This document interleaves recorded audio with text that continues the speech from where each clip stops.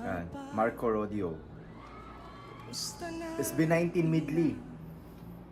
Tayo laging nagkikita, miss na kita sobra. Wow. Kaya huwag mag-alala, ipikit ang iyong mata. Tana, Wow, pahinga grabe. muna. Ako na, labis pa sa labis ang Galing niya, solo. pinagmamapa. Pahinga muna, ako na. Tinakas niya siya masyado ah. Alamin ang mga bagay-bagay, di pwede nga na sa aking bahay.